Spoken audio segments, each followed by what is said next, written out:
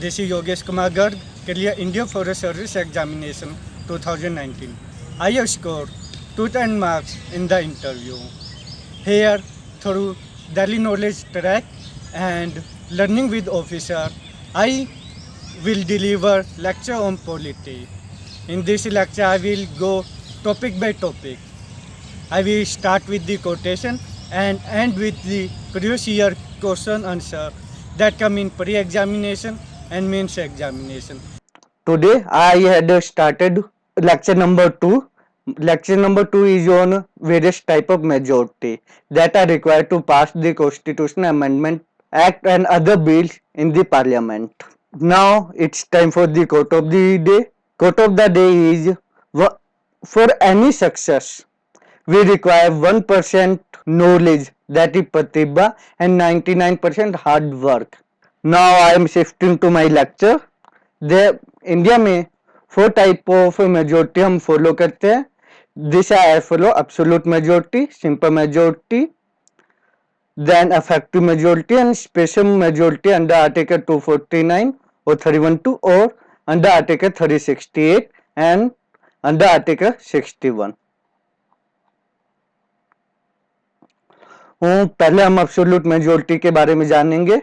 Absolute majority is having more than 50% of the vote given by the total strength of a house. Absolute majority का मतलब है कि total strength of the house से 50% से ज्यादा majority होना चाहिए. For example, in Lok Sabha we have 5 or 5 seat. So for that we require more than 278 seat. और ये मतलब इसका कोई ज्यादा यूज नहीं होता. लाइक एब्सोल्यूट मेजोरिटी एक गवर्नमेंट बनाने को के लिए ज्यादातर चाहिए होती है. लाइक अगर हमारे पास 50% से ज्यादा स्ट्रेंथ या वोट एक पर्टिकुलर पॉलिटिकल पार्टी को पड़े है, then it declare to be winner. And in association with 368 article. Note, एक टर्म यूज करते हैं that is hanging parliament.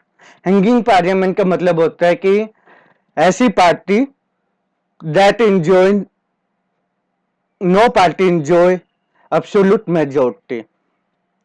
Means absolute majority 50% of the way vote किसी भी कैंडिडेट को या किसी भी पार्टी को ना पड़े हो, and that is form the government, और उसने एक सरकार बना ली हो. ऐसे पार्लियामेंट को हम हैंगिंग पार्लियामेंट कहेंगे. Then our second type is simple majority. इसको हम फंक्शनल मेजोरिटी भी कहते हैं. हेयर हमें जो मेजोरिटी चाहिए that is more than 50% of the member present and voting. Present and voting का मतलब है कि जो हमारे लेजिस्लेचर है वहां पर उस पार्लियामेंट में उपस्थित होने चाहिए, एंड जितने भी लोग उपस्थित है उनमें से जितने भी वोट डालेंगे उनमें से 50% ज्यादा होना चाहिए. For example, in Lok Sabha we have 545 members MP, और मान लो कि वहां पर 510 मेंबर प्रेजेंट है, लेकिन 510 में से 500 मेंबर ने ही वोट डाला. So for simple majority we need 250 member, more than 250 member to pass a resolution bill. अब हम यूज देखेंगे सिंपल मेजोरिटी का क्या होता है. To pass the ordinary money and financial bill को पास करने के लिए हम सिंपल मेजोरिटी का यूज करते हैं. Then to pass confidence motion, no confidence motion, censor motion, adjournment motion and calling attention motion को पास करने के लिए हमें सिंपल मेजोरिटी चाहिए. और ये जितने भी टाइप के मोशन है and type of bill and vote of thanks to president, ये हम हमारे जो पार्लियामेंट के ऊपर चैप्टर आएगा उसमें हम डिटेल में डिस्कस करेंगे ये सब मोशन क्या है, क्या रिक्वायरमेंट है. Then third one is vote of thanks to president address under article 89. वहां पर भी हमें सिंपल मेजोरिटी चाहिए. जब सिंपल मेजोरिटी से वोट और थैंक्स टू प्रेसिडेंट एड्रेस होता है, दैट मीन कॉन्फिडेंस मोशन, उसका मतलब होता है कि you are accepting the policies of government of India. Then speaker, deputy speaker and deputy chairman के इलेक्शन में भी सिंपल मेजोरिटी का जरूरत होता है। प्रेसिडेंट रूल को कंटिन्यू करने के लिए, फाइनेंशियल इमरजेंसी को कंटिन्यू करने के लिए भी हमें सिंपल मेजोरिटी चाहिए। और बट नेशनल इमरजेंसी को डिसकंटिन्यू करने के लिए हमें सिंपल मेजोरिटी चाहिए इन लोकसभा। और जो ratification of constitutional amendment bill by the state, they also we require simple majority. और एक नोट यहाँ पर दिया हुआ है कि अगर किसी भी प्रकार का कोई भी मेजोरिटी मेंशन नहीं है तो हम उसको सिंपल मेजोरिटी काउंट करेंगे। कॉन्स्टिट्यूशन को हम 3 तरीके से अमेंड कर सकते हैं, by simple majority, article 2, 3, 4, then special majority under article 368 and special majority under article 249। Then हमारा तीसरा टाइप में मेजोरिटी आता है इफेक्टिव मेजोरिटी। इसका मतलब है a bill pass by the legislature if there are more than 50% of the effective strength of the legislature। Means effective strength से हम समझते हैं कि टोटल स्ट्रेंथ कितना है उसका माइनस में वैकेंसी। अगर हम लोकसभा का एग्जांपल लें कि वी हैव 545 मेंबर, लेकिन because of bypass election and many other things कि वैकेंसी क्रिएटेड है 5 मेंबर का, सो वी हैव 540 मेंबर। तो अब इफेक्टिव मेजोरिटी के लिए we need 270, more than 270 MP to pass a legislature. Effective majority हम कहां पर यूज करेंगे? वाइस प्रेसिडेंट को अगर राज्यसभा में हटाना हो तो हम इफेक्टिव मेजोरिटी का यूज करेंगे। And speaker, deputy speaker of Lok Sabha and deputy chairman of Rajya Sabha के लिए भी हम इफेक्टिव मेजोरिटी का यूज करेंगे। Why we are not using effective majority for the chairman of India? Can anyone answer? वे इसलिए क्योंकि vice president of India is the ex officio chairman of Rajya Sabha. Then fourth type आता है हमारा special majority. Special majority can be defined as all kind of majority other than that mentioned above 3, that is simple majority, effective majority and absolute majority। अब special majority को हम 3 part में divide कर सकते हैं। Special majority under article 249 and 312, then special majority under article 368 and special majority under article 61। अब हम इनको एक लाइन बाय लाइन एक करके एक पढ़ेंगे। स्पेशल मेजोरिटी अंडर आर्टिकल 249, इसका मतलब है कि majority not less then the 2/3 of the member present and voting in the house. इसका मतलब जो आर्टिकल 249 और 312 में हमें मेजोरिटी कितना चाहिए? Not less then the 2/3 of the member present and voting. अब हम आर्टिकल 249 क्या कहता है कि राज्य by using the article 249 Rajya Sabha can give power to the Lok Sabha to make a law on the state list provided that the Rajya Sabha pass that bill with not less than 2/3 of the member present and voting in the Rajya Sabha। And article 312 is about creation of all India service, so it states that Rajya Sabha can create any service as the all India service by passing the bill with not less than 2/3 of the member present and voting in the Rajya Sabha। जैसा कि all India service like IFS, Indian Forest Service, declared by as an all India service in 1970s, around 75 और 76 something. तो वहां पर मान लीजिए कि 245 राज्यसभा का स्ट्रेंथ है, तो इसको कितना चाहिए, 2/3, 245 8 245 82 82 164, नियरली अबाउट 164 मेंबर चाहिए आउट ऑफ 245 उस रिजोल्यूशन को पास करने के लिए। देन अब्सोल्यूट में सेकंड स्पेशल मेजोरिटी आता है, special majority mention under article 368। इसमें कोई भी प्रोविजन नहीं होता जॉइंट सीटिंग का। Then it stated that majority not less than 2/3 of the member present and voting and not less than 50% of the total membership of the house। ये this is total strength of the house. तो यहाँ पर मान लीजिए हम लोकसभा में एक resolution pass करवा रहे हैं, तो इसके अकॉर्डिंग क्या होगा, दोनों कंडीशन एक साथ साइमल्टेनियसली फिल होनी चाहिए।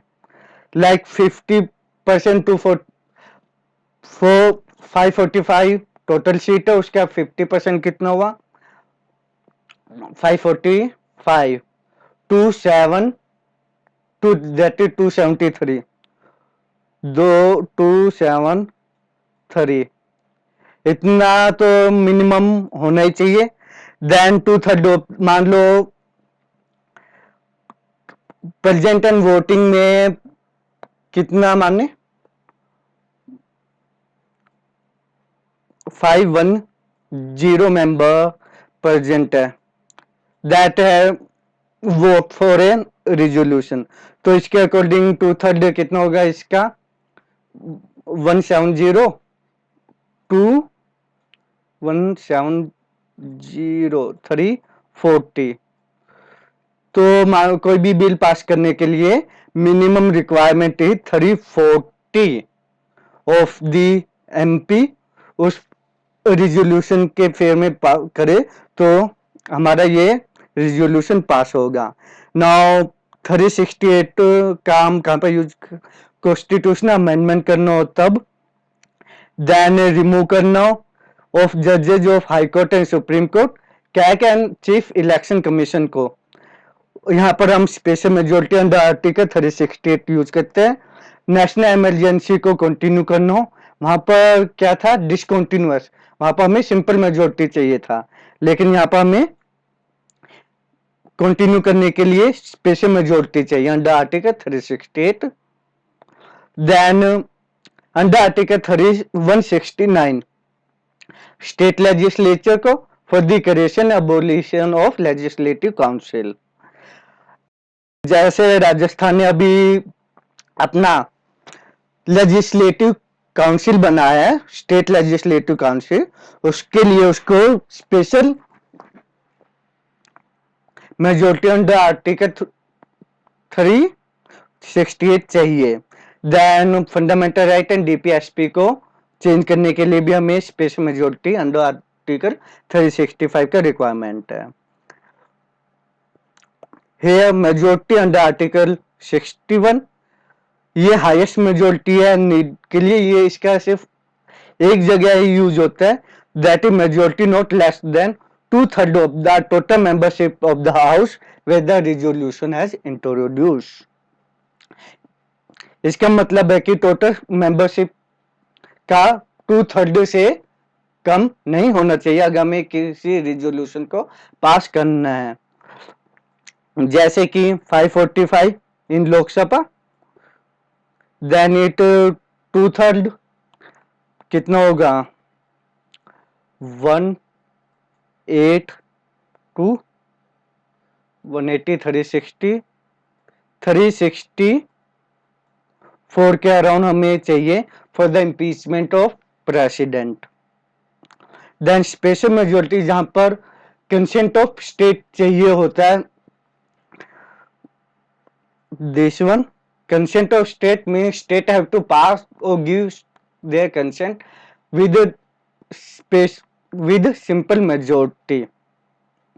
election of president or its manner, then extent of executive power of center and state, distribution of legislative power of center and state, change in the provision related to Supreme Court and High Court, 7th schedule को amend करने के लिए, and schedule number 4 representation of the state, and 7th one is article number 368 itself.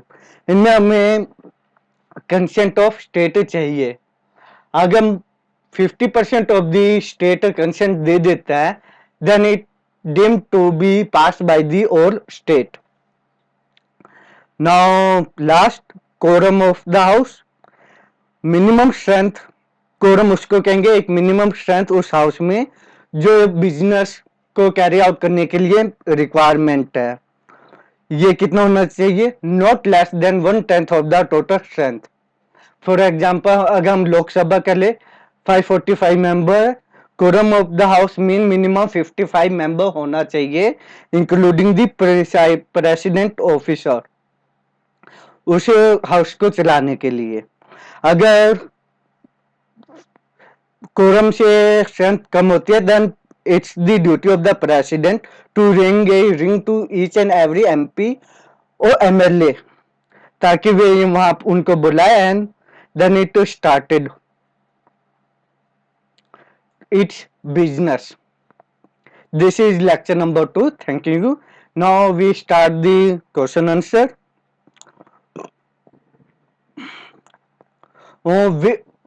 Which majority is known as functional majority? That is simple majority. Then my second question is, for the continuance of the president rule, we require which majority? That is also simple majority.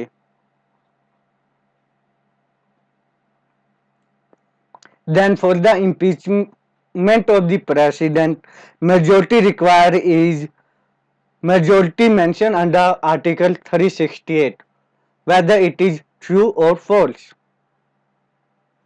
The answer is false. We require special majority under Article 61 for the impeachment of president. State the